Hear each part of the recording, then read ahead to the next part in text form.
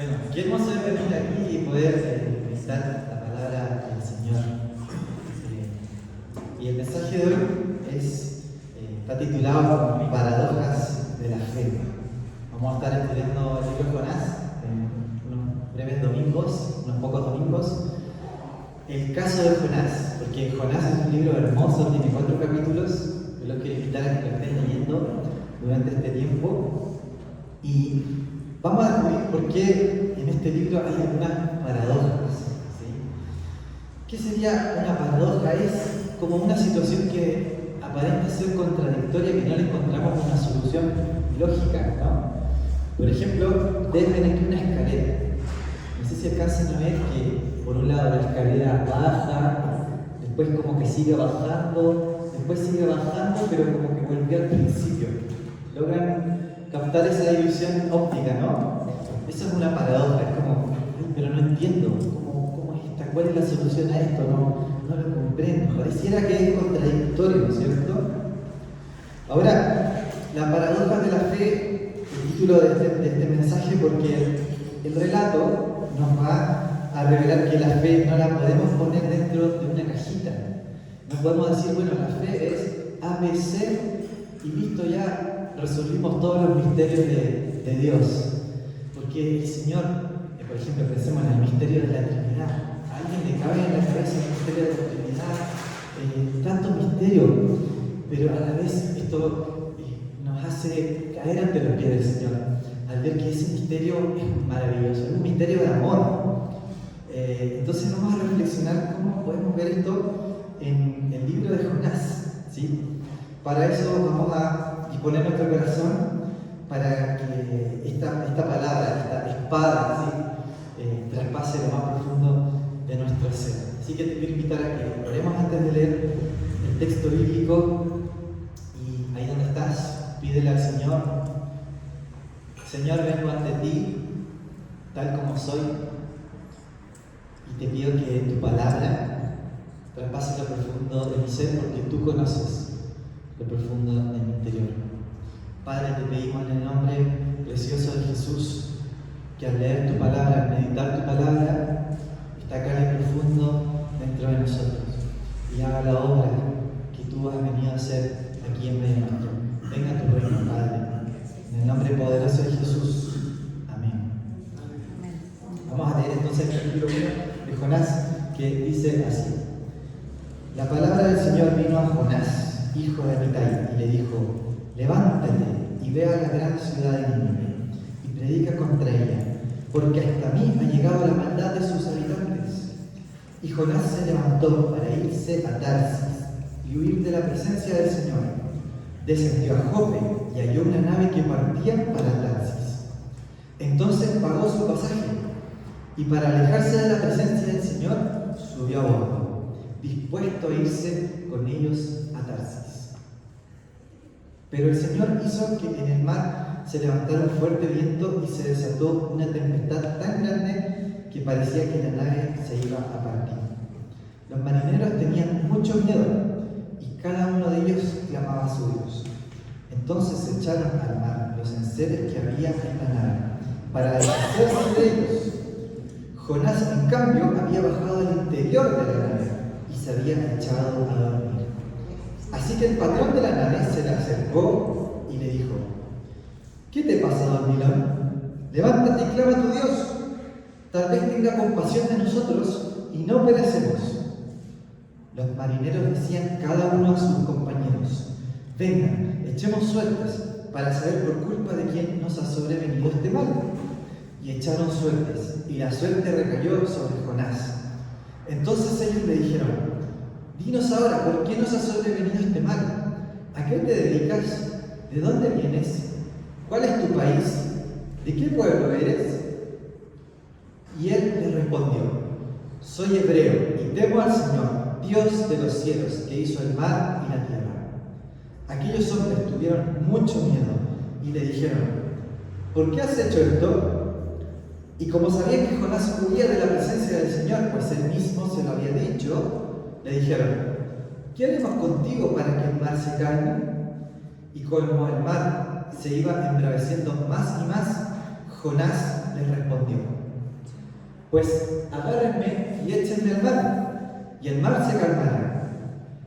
Yo sé muy bien que por mi culpa les ha sobrevenido esta gran tempestad. Aquellos hombres se esforzaron de llevar la nave a tierra, pero no pudieron, porque el mar se iba embraveciendo más y más. Entonces clamaron al Señor y dijeron: Señor, te rogamos que no nos dejes perecer por causa de este hombre, ni nos culpes de derramar sangre inocente, pues tú, Señor, haces lo que te parece mejor. Entonces tomaron a Jonás y lo arrojaron al mar, y la furia del mar se calmó. Y aquellos hombres sintieron gran temor del Señor, y le ofrecieron un sacrificio, y le hicieron votos. Pero el Señor tenía preparado un gran pez para que se tragara a Jonás. Y Jonás estuvo en el vientre del pez 3 días y 3 noches.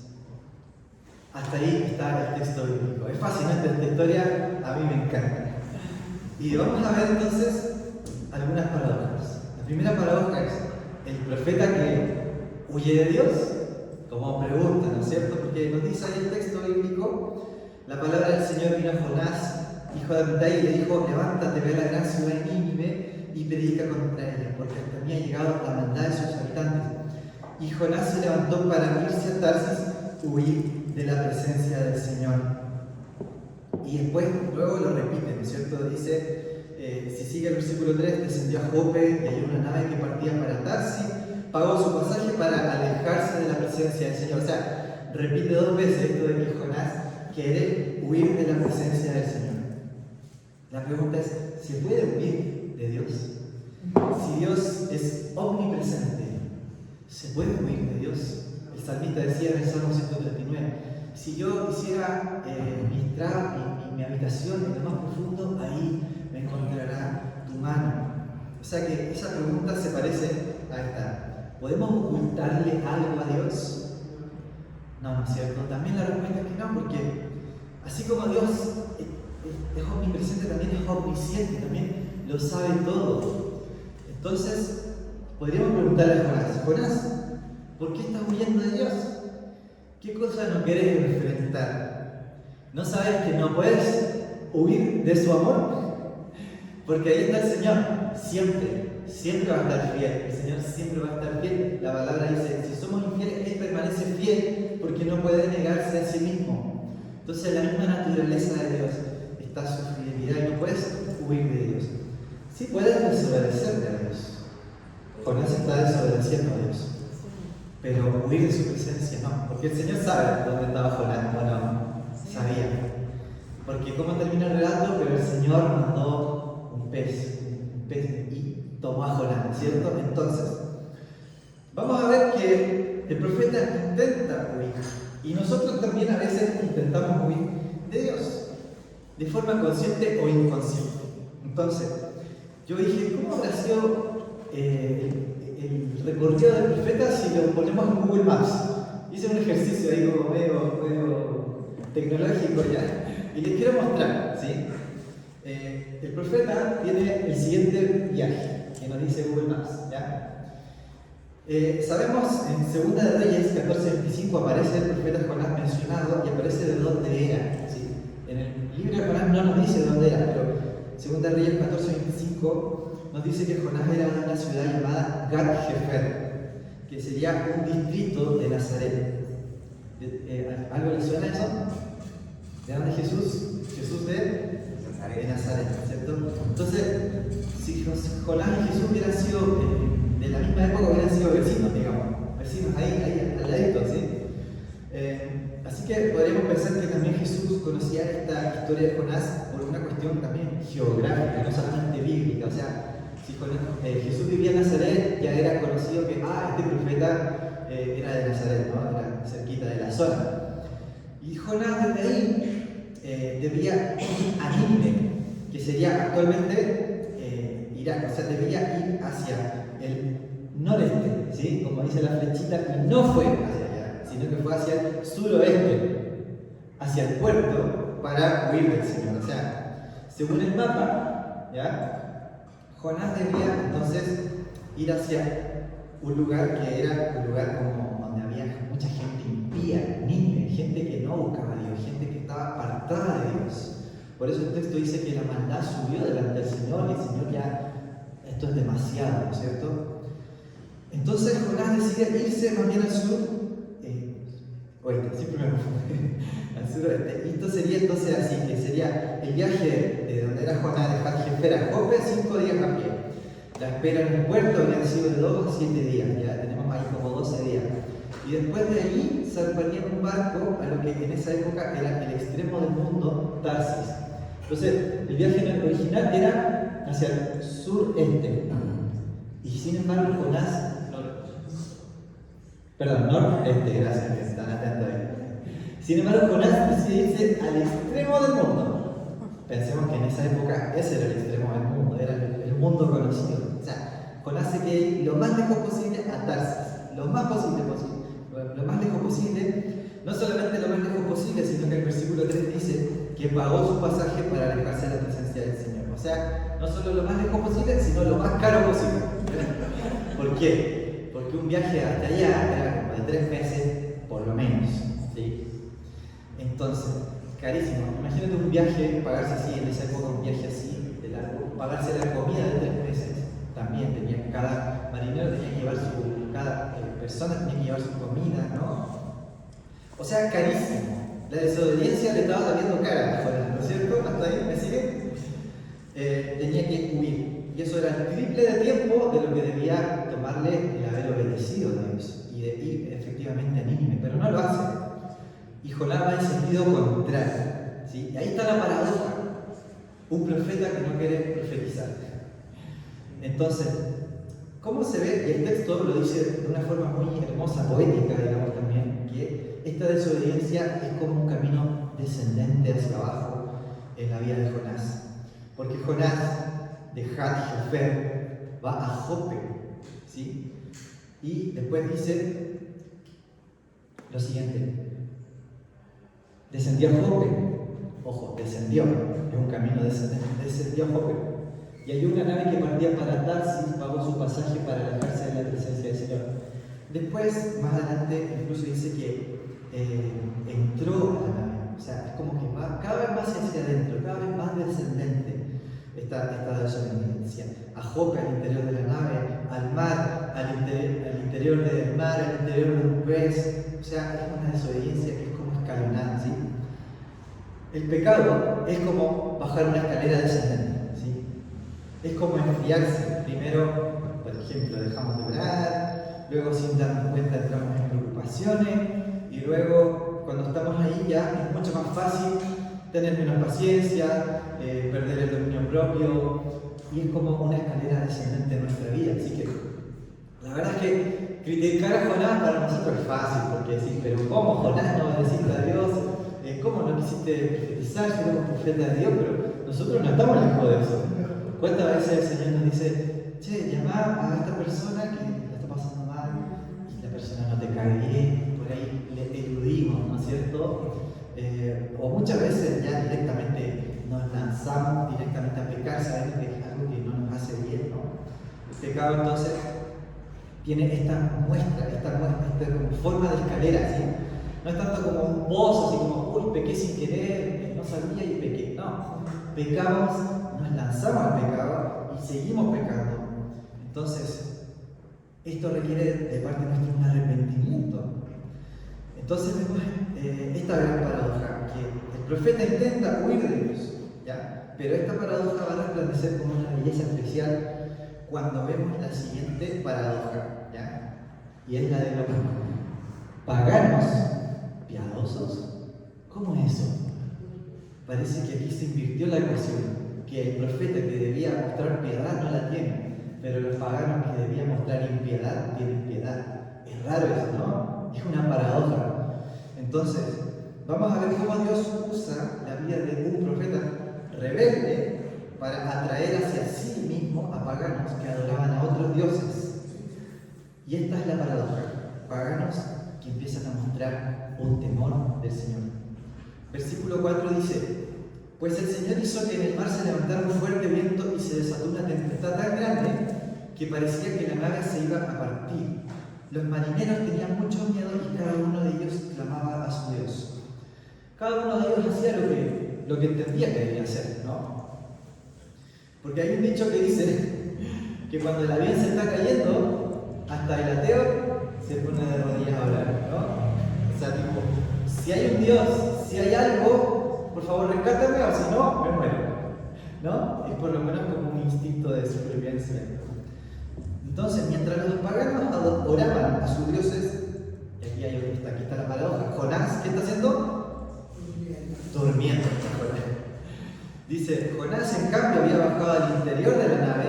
Recuerden cómo va el camino de la desobediencia, más profundo, al interior de la nave, dice el texto. Eso no está puesto en vano. Y se había echado a dormir. Y aquí es donde Dios usa a los paganos. Dice, así que el patrón de la nave se le acercó y le dijo, ¿qué te pasa, dormilón? Levántate y clama a tu Dios. Tal vez tenga compasión de nosotros y no perecemos. Y entonces, ¿qué pasa? Esto pagano, digamos así, pagano puede sonar despectivo, pero en realidad es un término técnico que significa una persona que no busca al Dios verdadero, ¿no? Van a ser un instrumento de Dios porque el profeta estaba dormido espiritualmente, no solo físicamente, estaba dormido espiritualmente y necesita que lo despierte. ¿Qué le dice Jesús a sus discípulos cuando va al huerto de Getsemaní? Velad y orad para que no entréis en tentación. El espíritu a la verdad está dispuesto, pero la carne es débil. Entonces, para despertar tenemos que velar, tenemos que estar ahí, atentos. Y son estos paganos los que están atentos, sin embargo Jonás, el profeta, estaba dormido. Entonces, luego dice el texto que echaron suertes para saber por causa de quién había sobrevenido la tormenta, dice el versículo 7 al final. Y echaron suertes y la suerte recayó sobre Jonás. Entonces ellos le dijeron, dinos ahora, ¿por qué nos ha sobrevenido este mal? ¿A qué te dedicas? ¿De dónde vienes? ¿Cuál es tu país? ¿De qué pueblo eres? Y él le respondió, soy hebreo y temo al Señor, Dios de los cielos, que hizo el mar y la tierra. Y aquí está otra vez la paradoja. Jonás dice que teme al Señor. Lo acaba de decir, ¿no es cierto? Pero parece en realidad que son estos marineros paganos quienes realmente temen al Señor. Porque mira la actitud que siguen teniendo, versículo 10. Aquellos hombres tuvieron mucho miedo y le dijeron, ¿por qué has hecho esto? Y como sabían que Jonás huía de la presencia del Señor, porque él mismo se los había dicho, le dijeron, ¿qué haremos contigo para que el mar se calme? Y como el mar se encuentra creciendo más y más, Jonás les respondió, pues agárrenme y échenme al mar, y el mar se calmará. Yo sé bien que por mi culpa les ha sobrevenido esta tempestad. Y aquí está. Quiero que escuchen esto con letras mayúsculas. Aquellos hombres se esforzaron para llevar la nave a tierra, pero no pudieron porque el mar se iba endureciendo más y más. Entonces, una persona sin misericordia habría dicho, ¡ay, por culpa tuya! Te lanzamos ahora, o sea, si es por culpa te lanzamos más. Pero mira, dice que se esforzaron por llevar la nave a la tierra. Entonces, esto nos muestra que hay como un destello pequeño, una muestra que ellos tienen. Primero, de que le dicen, clama a tu Dios, o sea, y después vamos a tratar de llevar la nave al mar. Y están así que dice, que, versículo 14, que ellos clamaron al Señor. ¿No es cierto? Jonás estaba dormido. Clama a tu Dios, le dice. Y Jonás le dice, bueno, sí, yo temo al Señor, pero no se pone a orar ellos se ponen a orar. Ahí está la paradoja. Dice, Señor, te rogamos que no nos dejes perecer por causa de este hombre, ni nos culpes de derramar sangre inocente, pues tú, Señor, están diciendo, le están declarando, pues tú, Señor, haces lo que te parece mejor. Y aquí la teología de estos hombres es impresionante, o sea, es increíble. Y ahora sí, después de haber clamado a Dios y haber tenido esta muestra de temor, dice, versículo 15, entonces tomaron a Jonás y lo arrojaron al mar, y la furia del mar se calmó. Y como consecuencia de todo esto, ellos se consagran a Dios, porque dice el versículo 16, y aquellos hombres sintieron gran temor del Señor. ¿Qué había dicho Jonás? Yo temo al Señor. Pero parecía que no temía al Señor, ¿cierto? Pero ¿quiénes temen al Señor? Aquí dice, versículo 16, sintieron gran temor del Señor. Y le ofrecieron un sacrificio y le hicieron votos. Que es una expresión, una forma de decir, Señor, te entrego mi vida. O sea, yo aquí estoy. están reconociendo a Dios. ¿Ya? Entonces puedes ver cómo hay muchas paradojas hasta aquí. ¿Me vas siguiendo? Dios, vamos a resumirlo así, Dios usa un profeta rebelde, ¿no es cierto?, por su misericordia, solo por su misericordia, para alcanzar a unos marineros que adoraban a otros dioses, unos marineros con una cierta actitud piadosa. A su vez, Dios usa a estos paganos marineros para despertar espiritualmente a Jonás. Pero esto no se queda ahí, ¿ya? Esto recién comienza, esta historia. Es emocionante, me encanta. ¿Te gusta? A mí me encanta esta historia. En realidad, Dios está tratando con Jonás mismo, ¿sí? Vemos a un Dios que le pide a un profeta que vaya a buscar a gente perdida, ¿sí? Pero ¿quién está perdido en realidad? Jonás está perdido. En realidad el profeta en sí está perdido. Y Dios lo va a buscar a él. Vamos a la siguiente paradoja, la última. ¿Cuál es la más grande de todas las paradojas? Es que hay una gracia escandalosa, una gracia que no nos cabe en la cabeza, que no la podemos meter en una cajita. Es una gracia que va más allá de lo que podemos pensar, soñar, entender. ¿Por qué? ¿Qué nos dice esto? Que Dios buscaba la transformación del profeta, la transformación del corazón. Nosotros podemos tener mucha información de la Biblia, información del cristianismo, podemos tener mucha tradición, no nos dejamos de congregar, pero lo que Dios apunta es a la transformación del carácter, la transformación de la vida. Dios quiere que vos y yo, que nosotros seamos como Jesús, que seamos como un espejo, que la gente te vea y diga, esta persona tiene algo diferente, se parece, no sé, decime, ¿por qué vos sos así? Y vos le puedes decir, es que yo quiero parecerme a Jesús, en realidad no soy yo, es Jesús. Que podamos reflejar el carácter de Cristo por su misericordia, porque Dios nos busca a nosotros también. Dios buscaba la transformación de Jonás, Dios no se ríe. En vez de llamar a otro profeta, que sería lo más fácil, ¿no? Bueno, Jonás no respondiste, bueno, llama a otro profeta, listo. O llama a uno que esté más cerca, porque igual Jonás tampoco estaba tan cerca. Debería haber caminado como, no sé, un mes más o menos para llegar a predicar. Sin embargo, Dios busca corazones. Por esta razón, Dios desata sobre el mar un fuerte viento, porque el Señor sabe dónde está Jonás. Ya más bajo no podía estar. Estaba de lo más bajo, de lo más bajo, de lo más bajo. Está en el vientre de un pez. ¿Ya? Y a veces nos pasa a nosotros seres humanos que buscamos a Dios y ya no damos más. ¿Ya? Y está bien que busquemos a Dios en esas circunstancias, pero también está bien que no esperemos a estar hasta lo más bajo para buscar a Dios. Y entonces el Señor sabe dónde está Jonás y lo hace volver, porque manda un pez, ¿ya? Y ese pez después, vamos a ver en el capítulo siguiente, que lo deja en tierra firme, ¿sí? Es decir, que Dios estaba salvando a Jonás, lo estaba rescatando, ¿sí? Entonces vos podés estar muy bajo quizás en tu vida, pero ahí donde estás, el Señor te va a ir a buscar. El Señor de ahí donde estás, el Señor te saca y te salva. Entonces, para Él poder sacarte de lo más bajo, tuvo que bajar Él mismo, ¿sí? El mismo Señor tuvo que bajar para poder rescatar, ¿sí? Nos dice Mateo 12, verso 40, dice que Jesús habló de Jonás, ¿sí? Dice así: así como Jonás estuvo 3 días y 3 noches en el vientre de un enorme pez, también 3 días y 3 noches estará el Hijo del Hombre en el corazón de la tierra. Los habitantes de Nínive se levantarán en el juicio contra esta generación y la condenarán, porque ellos se arrepintieron al escuchar la predicación de Jonás. Y aquí tienen ustedes a uno más importante que Jonás. Jesús está diciendo esto. ¿Quién es más importante que Jonás? Jesús mismo, ¿no es cierto? Sabemos que Jesús aquí no les hizo un spoiler del libro. Jonás después va a predicar y ellos se arrepienten, ¿no? Entonces vamos a ver que Jesús está hablando en el fondo de que el Hijo del Hombre tenía que bajar a través de su muerte, su sacrificio, y al tercer día resucitó. Así como el pez salvó a Jonás y lo dejó en tierra firme, así el Padre levantó a su Hijo de entre los muertos y venció la muerte.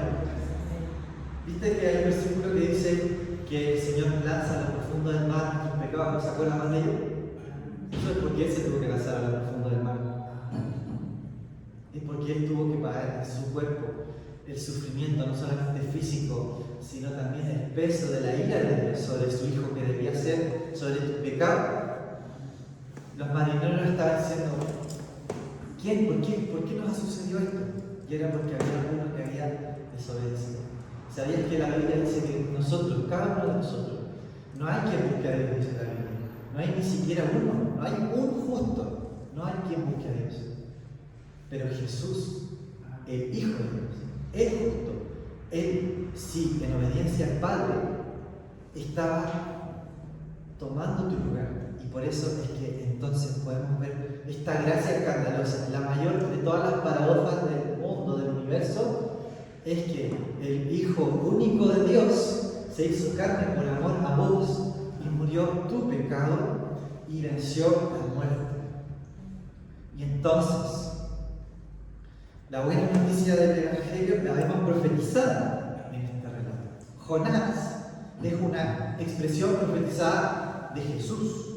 ¿Ya? ¿Por qué? Para salvar a los marineros, Jonás tuvo que ser lanzado a lo profundo. O sea, para vos ser salvo, Jesús tuvo que ser lanzado a lo profundo y al tercer día resucitó. Entonces, tu pecado llega a la vida del Señor también. Pero Él no se queda de brazos cruzados. Él te va a buscar. Podés caminar en dirección contraria, pero el Señor te va a ir a buscar. Porque el Señor no se rinde. Quizás nosotros perdemos la paciencia con Él. Decimos, ¿sabes qué? Ya, chao, no más. Y hasta a veces es necesario un poco en ciertos casos extremos, pero el Señor no pierde la paciencia. El Señor tiene un amor tan profundo que es más profundo que el mar. El amor del Señor es más fuerte que la muerte, que la venció y resucitó. Y por eso es que hoy hay perdón para tu vida. Hoy el Señor te está invitando a venir a sus pies. Si es que no has venido a sus pies, este es el momento de venir a los pies de Cristo y decir, Señor, ya fui muy profundo, ya no voy más profundo, ya mi pecado ya está expuesto ante tus ojos, vos sabés todo. Así que me entrego a ti. Así que yo quiero preguntarte, ¿qué vas a hacer con Jesús? ¿Qué vas a hacer con Jesús? El Señor te está buscando. ¿Vas a responder a su llamado? Jonás desobedece a Dios, pero Jesús obedece al Padre. Ahora Él te está llamando a obedecer al Padre, a decirle que cierre, porque sabes que no hay mejor lugar que estar en el lugar en el que Dios te ha llamado a estar. Y yo no sé cuál es la misión que Dios te está marcando hoy, ¿ya? Yo te cuento un poco mi testimonio, sí, muy brevemente. Yo siendo cristiano y todo, yo le decía al Señor, heme aquí, pero envía a alguien más, porque yo estoy bien cómodo aquí. Estoy bien cómodo en mi iglesia, estoy bien cómodo en mi país, estoy bien cómodo aquí donde estoy calentito, todo bien. Heme aquí, pero solamente úsame en este ministerio, ¿no? Y sabes que el Señor empezó a mover el piso un poco y empecé a sentir como que tenía que moverme, como que no era mi lugar. Bueno, empecé a orar a Dios y el Señor empezó a mostrarme de una manera especial que era Argentina. Era Argentina, tenía que venir a Argentina, no sabía si era una idea mía o era algo que Dios me había puesto, empecé a pedir consejo, hablar con otros hermanos en la fe y era como que, sí, no, Hernán, es Argentina, lo que vos me estás contando esto no es tuyo, Dios te está poniendo algo. Y sabes que un día oré al Señor y fue una paz tan grande que sentí, porque oré al Señor y le dije, ya, sí Señor, Argentina, te digo que sí, pero te digo que sí no solo Argentina, sino donde sea, porque si uno le dice así a medias a Dios, tampoco sirve, sí a todo. Entonces, Señor, sí, en ese momento fue tan hermoso saber que cuando llegué acá era como, "Fua, no hay mejor lugar que estar que donde Dios dice que tengo que estar. No hay mejor lugar". Y yo no sé cuál sea ese lugar para vos. Quizás no es otro país, pero quizás es una persona en tu trabajo que Dios te dice, tenés que estar cerca de esta persona. Capaz que no te cae tan bien, pero acércate a esa persona. No seas como Jonás, no vayas en la dirección contraria. Acércate a esa persona. Y yo te quiero preguntar, ¿cuál es ese lugar en el que Dios está llamando de una forma especial? ¿Sí? Ya sabemos que la gran comisión es hacer discípulos, y eso es para todos. Y también hay una asignación especial para ese lugar. Así que ahí donde está, yo quiero invitarte a que oremos por eso. Puedes cerrar tus ojos y vamos a orar por esto. Vamos a orar al Señor. Te invito ahí donde estás a que puedas decir, si estás listo ya para responder al Señor, sí, Señor. Te digo que sí. Decirle que sí al Señor. Responde a su llamado esta mañana.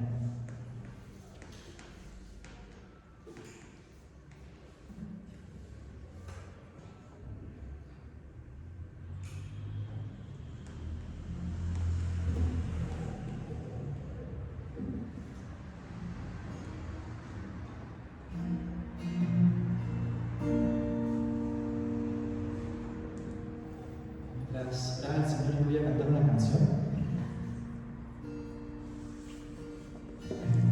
La letra dice esta persona que se está rindiendo ante el Señor. Me imagino que quizás Jonás había cantado esto en el vientre del pez. Quiero invitarte a que escuches esta letra y que la hagas tu oración.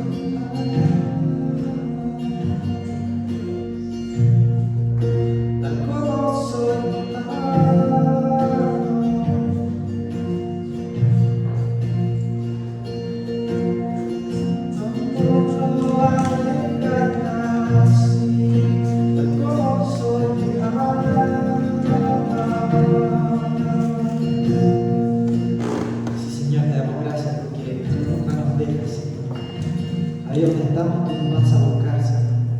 Podemos estar en lo profundo del pez, podemos estar en una situación complicada, pero ahí tú nos vas a encontrar.